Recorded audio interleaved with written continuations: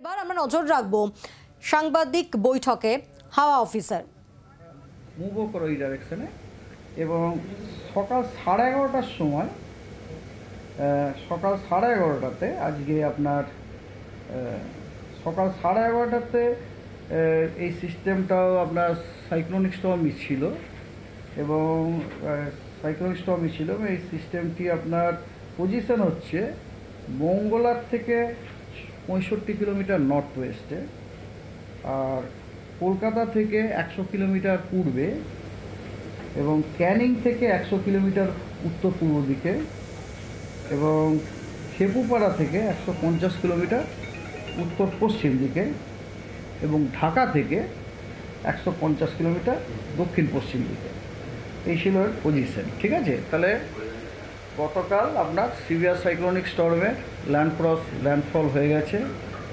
হ্যাঁ, যেমনটা হট ছিল আর কি বাংলাদেশ কোস্ট এবং ওয়েস্ট বেঙ্গল কোস্টের মাঝখান ইয়েতে বিটুইন খেপুপাড়া এবং সাগর আইল্যান্ড।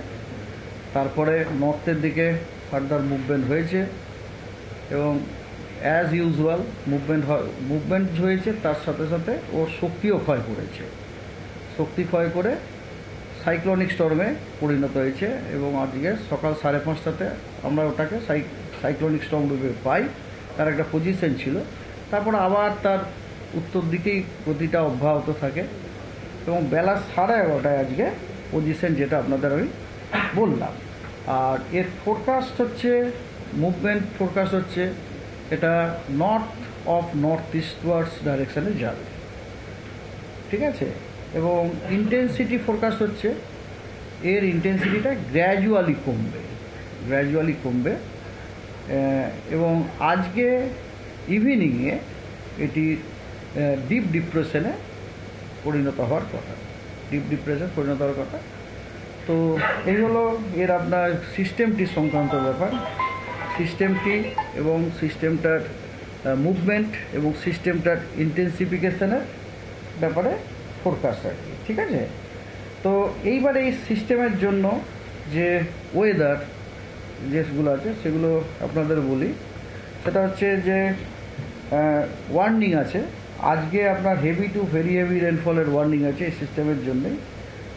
উত্তর এবং দক্ষিণ 24 পরগনা, হাওড়া, হুগলি, কলকাতা, নদিয়া, মুর্শিদাবাদ, মালদা, সাউথ দিনাজপুর, কোচবিহার, আলিপুরদুয়ার এবং জলপাইগুড়িতে, এগুলোতে সব কিন্তু অরেঞ্জ সতর্কবার্তা দেওয়া হয়েছে। দেখুন একটু ফারাক আপনারা দেখতে পাচ্ছেন, গতকাল যে আমাদের যে হায়েস্ট সতর্কবার্তা ছিল রেড লাল, আজকে কিন্তু হায়েস্ট সতর্কবার্তাটা লাল নেই, আপনার অরেঞ্জ আছে। আর আপনার হলুদ সতর্কবার্তা দেওয়া হয়েছে আপনার হেভি রেনের, সেগুলো হচ্ছে east West Medinipur, east Bardhaman, Birbhum, Darjeeling এবং কালিম্পং। আগামীকাল সাউথ বেঙ্গলের জন্য কোনো সতর্কবার্তা নেই, কিন্তু নর্থ বেঙ্গলের জন্য সতর্কবার্তা আছে, অরেঞ্জ সতর্কবার্তা আছে আপনার হেভি টু ভেরি হেভি রেনফলের জন্য জলপাইগুড়ি, আলিপুরদুয়ার এবং কোচবিহারে, এবং হেভি রেনফলের জন্য আপনার সতর্কবার্তা আছে এবং ইয়েলো সতর্কবার্তা, সেটা হচ্ছে দার্জিলিং এবং কালিম্পং। ঠিক আছে, তো এই গেল আপনার রেনের সতর্কবার্তা। উইন্ডের সতর্কবার্তা আছে, সেটা হচ্ছে সারফেস উইন্ড। আজকে কিন্তু পশ্চিমবঙ্গের সব জেলাতে সারফেস উইন্ড 40 থেকে 50 কিলোমিটার প্রতি ঘন্টাতে সতর্কবার্তা আছে এবং আগামীকালও কিন্তু সারফেস উইন্ডের সতর্কবার্তা আছে reaching 40 to 50 kilometre per hour. তবে এগুলো সব নর্থ বেঙ্গলের। আগামীকাল কিন্তু সাউথ বেঙ্গলে কোনো আপনার উইন্ডেরও সতর্কবার্তা নেই।